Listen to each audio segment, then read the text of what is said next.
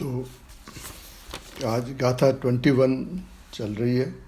हम थोड़ा सा क्विकली रिवीजन करते हुए चलते हैं। गाथा 4 में बताया था संसार का कारण है वो मिथ्या दर्शन है। काल अनादि, जीव अनादि, संसारी जीव और संसार सागर भी अनादि है और मिथ्या दर्शन के कारण ये मोही होता हुआ जीव सुख नहीं पाता है। गाथा 5 थी। तो फिर मोक्ष सुख का कारण है आत्म ध्यान। पर भावों को छोड़ दे, निर्मल आत्मा का ध्यान कर। फिर 6, 7, 8, 9 इसमें आत्मा के 3 प्रकार बताए थे, परमात्मा, अंतरात्मा और बहिरात्मा। इसमें से अंतरात्मा जो हमारे लिए लागू पड़ता है कि जो कोई आत्मा और पर को अर्थात आपसे भिन्न पदार्थों को भले प्रकार पहचानता है तथा जो आत्मा के स्वभाव को छोड़कर अन्य सब भावों को त्याग देता है, वही पंडित भेद विज्ञानी अंतरात्मा है। वह अपने आप का अनुभव करता है, वही संसार से छूट जाता है। ये एक्चुअली ज्ञानी की बात है। फिर परमात्मा का स्वरूप बताया था गाथा 9 में। और गाथा 10 में ये बताया था कि शरीर आदि जिनको आत्मा से भिन्न कहा है, उन रूप ही अपने को जो मानता है वो बहिरात्मा है। ऐसा जिनेंद्र देव ने कहा है कि वह बार बार संसार में भ्रमण करता है। गाथा 11 में बताया था कि ज्ञानी पर को आत्मा नहीं मानता है। शरीर आदि अपने आत्मा से भिन्न कहे गए हैं, वे पदार्थ आत्मा नहीं हो सकते, वह उन रूप आत्मा नहीं हो सकता, अर्थात वह आत्मा के नहीं हो सकते। ऐसा समझकर ये जीव तू आत्मा को पहचान, आत्मा का बोध कर। क्योंकि 12 में बताया कि अगर तू आत्मा को आत्मा समझेगा तो निर्वाण को पावेगा, और अगर पर पदार्थ को आत्मा मानेगा तो संसार में भ्रमण करेगा। इच्छा रहित तप ही निर्वाण का कारण है। अगर तू इच्छा रहित होकर तप करे और आत्मा का अनुभव करे तो तू शीघ्र ही परम गति को पावे, फिर निश्चय से कभी संसार में नहीं आवे। ये थी गाथा 13। 14 में था कि परिणामों से ही बंध और परिणामों से ही मोक्ष होता है, ऐसा जानकर तू उन भावों को पहचान कर। और गाथा 15 था कि पुण्य कर्म है वो मोक्ष सुख नहीं दे सकता। अगर तू आत्मा को नहीं जानेगा, सर्व पुण्य कर्म को ही करता रहेगा तो भी सिद्ध सुख को नहीं पाएगा, पुनः पुनः संसार में भ्रमण करेगा। तो मोक्ष का कारण है आत्मदर्शन। ये 16 में बताया था कि एक आत्मा का दर्शन ही मोक्ष का मार्ग है, अन्य कोई भी मोक्ष मार्ग नहीं है। निश्चय से तू ऐसा ही समझ। यहाँ तक कि मार्गना स्थान और गुण स्थान ये भी व्यवहार की दृष्टि से कहे हैं। निश्चय रूप से तो आत्मा को आत्मरूप ही समझ। वो था गाथा 17। और 18 थी कि गृहस्थ भी जो व्यापार में लगे हैं, हे उपादेय, त्यागने योग्य को और ग्रहण करने योग्य को अगर जानते हैं तथा रात दिन जिनेंद्र देव का ध्यान करते हैं तो वे भी शीघ्र निर्वाण को पाते हैं। फिर था गाथा 19 कि जिनेंद्र देव का स्मरण वो ही परम पद का कारण है। शुद्ध भाव से जिनेंद्र का स्मरण करो, चिंतन करो और ध्यान करो। ऐसा ध्यान करने से एक क्षण में परम पद प्राप्त हो जाता है। और गाथा 20 जो कल हमने देखा था कि अपनी आत्मा में और जिनेंद्र में भेद नहीं है। अपने शुद्धात्मा और जिनेंद्र में कोई भेद मत समझो। मोक्ष का साधन निश्चय से यही मानो। अब इसके बाद में लिया है गाथा 21 कि आत्मा ही जिन है और यही सिद्धांत का सार है। जो जिनेंद्र है वही यह आत्मा है, ऐसा मनन करो। यह सिद्धांत का सार है। ऐसा जानकर हे योगी जनों मायाचार को छोड़ो। या इस गाथा में चारों ही अनुयोगों का सार क्या है ये बतलाते हैं। सर्वज्ञ वीतराग होने के बाद दिव्य ध्वनि निकली, उसका सार है कि जो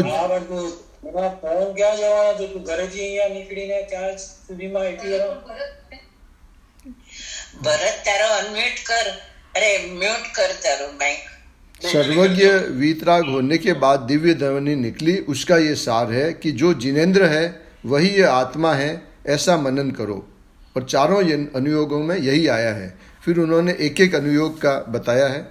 गुरुदेव ने कि कैसे यही बात चारों अनुयोग में कही है कि जो सर्व आत्मा है उसी का मनन करो। प्रथमानुयोग यानी जो कथानुयोग है, इस आत्मा को शुद्ध आत्मा का साधन करते हुए उसे कितने राग आदि रहे और कहाँ वो गया, स्वर्ग में गया या कहाँ गया, उसकी बात वहाँ है। जो आत्माएं अपने स्वरूप को वीतराग ज्ञाता दृष्टा स्वरूप जानकर वेद का लक्ष्य छोड़कर अभेद चैतन्य का जिन्होंने साधन किया, उनकी कथाओं का यहाँ वर्णन है पुराण में। उन श्लाका पुरुषों को मोक्ष प्रकट हो गया, मुझे मोक्ष स्वभाव में विद्यमान है, ऐसे आत्म तत्व को वीतराग स्वरूप जैसा अपने को जानना, यही प्रथमानुयोग में कहने का सार है। फिर है दूसरा कर्णानुयोग के ग्रंथ, उनमें यहाँ बताया है कि कर्म निमित्त है, उसके निमित्त से जीव में विकार तथा अनेक अवस्थाएं होती है, परंतु कर्म से रहित है आत्मा। कर्म, अवस्थाएं और विकारी परिणाम ये व्यवहार वस्तु है। कर्म का विकार का सहितपना तो है, परंतु पर्याय से संबंध है, वस्तु के स्वभाव से नहीं। आत्मा वीतराग परमात्मा के समान है। तू सर्वज्ञ और वीतराग हो, इसके लिए ये कथन आया है। ज्ञानावण्य ने जैसे ज्ञान को रोका, ये वहाँ कहते हैं। इसका अर्थ है कि तू जब ज्ञान की अवस्था हीन करता है तब ज्ञानावण्य निमित्त है। तू स्वयं जब ज्ञान की अवस्था हीन करता है तब ज्ञानावण्य निमित्त है। इसका हेतु यह है कि उस हीनता की दशा और निमित्त बनने का तू आश्रय छोड़ दे। अल्पज्ञ दशा तेरी तुझसे होती है। पूर्णानंद परमात्मा के समान तेरा आत्मा है। तीन काल तीन लोक को जानने वाला ही तू वर्तमान में है। राग तेरा वास्तविक स्वरूप नहीं है। यह बतलाने के लिए सर्वज्ञ पद, जिन पद, मोक्ष पद को यहाँ बतलाया है। यह है कर्णानुयोग। फिर आता है चरणानुयोग कि श्रावक के मुनि के व्रत कैसे होते हैं। जहाँ शुद्धता प्रकट हो गई है, उस भूमिका के प्रमाण में राग के आचरण का भाव कैसा होता है। निमित्त राग और अल्पज्ञता का आदर छोड़कर सर्वज्ञ परमात्मा सर्वज्ञ हुए। तुझे सर्वज्ञ होना हो तो वे कहते हैं कि हमारे जैसा तू कर, ऐसा पहले स्थापित कर। मैं वीतराग समान ज्ञाता दृष्टा आत्मा परिपूर्ण है, ऐसे भान की भूमिका में बाकी रहे हुए आचरण का राग कैसा होता है, वह चरणानुयोग में बताया है। व्यवहार से बतलाया है। निश्चय मतलब व्यवहार से बतलाया है निश्चय कैसा होता है। व्यवहार वो सार नहीं है, व्यवहार के आचरण से बताया कि निश्चय कैसा होता है। फिर आता है द्रव्यानुयोग। जानने देखने की क्रिया के अतिरिक्त दूसरी क्रिया नहीं है, ऐसा तू आत्मा को जिन समान जान। अब यहाँ पे द्रव्यानुयोग में तो आत्मा को शुद्ध बतलाना है, अभेद बतलाना है। वह वस्तु परमात्मा सत्स्वरूप स्वयं में है। राग प्रगटे वो आत्मा नहीं, अल्पज्ञता रहे वह आत्मा नहीं। इस प्रकार चारों अनुयोगों के सिद्धांत का सार इस संसार का अभाव और मोक्ष की उत्पत्ति है। ऐसा आत्मा परमात्मा समान हूँ, यह जाने बिना इसे स्वभाव का आश्रय नहीं होता और अल्पज्ञता तथा राग का आश्रय भी नहीं मिटता। तो सर्वज्ञ और वीतराग, अगर उसे अल्पज्ञता और राग का आश्रय नहीं मिटता तो सर्वज्ञ और वीतराग नहीं होता। सर्वज्ञ परमात्मा हुए, उन्होंने बाहर से संकोच किया, अंदर का विस्तार किया था। उनकी अनुभव की इतनी दृष्टि हुई कि मैं पूर्ण अभेद परमात्मा ही हूँ, मुझ में और परमात्मा में कोई अंतर नहीं है। इस प्रकार करने वालों का अंतर मिट जाएगा। जो जिनेंद्र है वही यह आत्मा है, ऐसा मनन कर। मैं राग वाला, निमित्त वाला, अल्पज्ञ वाला ऐसा मनन नहीं कर। मैं तो स्वयं द्रव्य स्वभाव से परमात्मा हूँ। इन वीतराग सर्वज्ञ और मैं दोनों में अंतर नहीं है, ऐसा मनन कर। यही सिद्धांत का सार है। चारों अनुयोगों का, दिव्य ध्वनि का और लाखों कथनों का यह सार है। परमात्मा समान जानना अर्थात निमित्त राग और अल्पज्ञ तरफ की रुचि छोड़कर और सर्वज्ञ परित्राग स्वरूप परमात्मा मैं हूँ, ऐसी अंतर्दृष्टि कर। तू पर्याय में परमात्मा हुए बिना नहीं रहेगा। विद्यमान को अविद्यमानता नहीं रुचती। ये यहाँ पे एक आया है, नहीं उन्होंने बताया है, विद्यमान को अविद्यमानता नहीं रुचती। कि जब भगवान पूर्ण परमात्मा विद्यमान है तो उसे अल्पज्ञ और राग नहीं शोभता। पामरपना स्वीकार करने से पामरपना कभी नहीं जाएगा। प्रभुपना स्वीकार करने से पामरपना खड़ा नहीं रहेगा। दृष्टि में वीतराग हुआ वह स्थिरता से लेकर अल्प ज्ञान में केवल ज्ञान लेगा। सब आत्मा भगवान है, उन्हें देखो। अल्पज्ञता तो व्यवहार आत्मा हुआ, रागादि तो पर तत्व हुआ, कर्म आदि तो अजीव तत्व हुआ। जिनेन्द्र की तरह ही आत्मा तो अल्पज्ञ रहित, राग रहित और निमित्त रहित है। मैं सर्वज्ञ समान हूँ। ये लास्ट लाइन देखिए। अल्पज्ञता है वो व्यवहार आत्मा हुआ, रागादि है वो पर तत्व हुआ और कर्म आदि अजीव तत्व हुआ। जो चारित्रवंत है उन्हें तीन शल्य नहीं होते, माया, निदान और मिथ्यात्व। हे धर्मी जीव, यह अल्प राग और राग करते करते होता है, यह माया छोड़ दे। यानी राग करते करते तुझे स्वरूप की प्राप्ति होगी, यह माया छोड़ दे।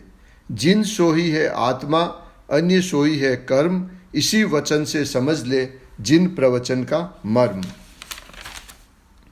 धर्मी अपनी दृष्टि में भगवान को समभावी वीतराग रूप, पूर्णानंद रूप देखता हुआ वीतराग में और आत्मा में कहीं अंतर नहीं देखता। सिद्धांत के सार को मायाचार रहित होकर प्राप्त कर जाता है। बाहर आचरण, नग्नपना, 28 मूल गुण पालन, ये सब तो माया है, जिससे कि अंदर भगवान बड़ा होता है, उसकी महिमा से तुझे तू देख। ये बाहरी आचरण है वो तो माया बताई है, और जिस चीज़ से अंदर भगवान बड़ा होता है उसकी महिमा से तुझे देख। तीर्थंकरों द्वारा जो दिव्य ध्वनि प्रकट होती है वही सिद्धांत का मूल स्रोत है। सिद्धांत का मूल स्रोत तो वहाँ से आया है। उस जिन वाणी को गणधर आदि मुनि धारणा में लेकर 12 अंक की रचना करते हैं, उसका सार इसमें बताया है। निमित्त में से नहीं, वहाँ त्रिकाल अंदर पड़ा है, वहाँ एकाग्र हो तो काम होगा। राग द्वारा, विकल्प द्वारा, वाणी के उपदेश द्वारा, शरीर की स्थिति द्वारा उनका महात्म्य मानना छोड़ दे। यह तो मायाचार है, इसे छोड़ दे। अंदर प्रभुता में शरण में जाने से तेरी शांति और वीतरागता प्रकट होगी। अब कल लेंगे गाथा 22 कि मैं ही परमात्मा हूँ। देखिए थोड़ा सा फर्क है, यहाँ पे अभी बता रहे हैं पहले कि तुम परमात्मा समान है, अब ये कह रहे हैं आगे जाके कि मैं ही परमात्मा हूँ। हे योगी, जो परमात्मा है वही मैं हूँ, तथा जो मैं हूँ सो ही परमात्मा है, ऐसा जानकर और कुछ भी विकल्प मत कर। तो ये अगली गाथा और आगे का स्टेप कल आएगा।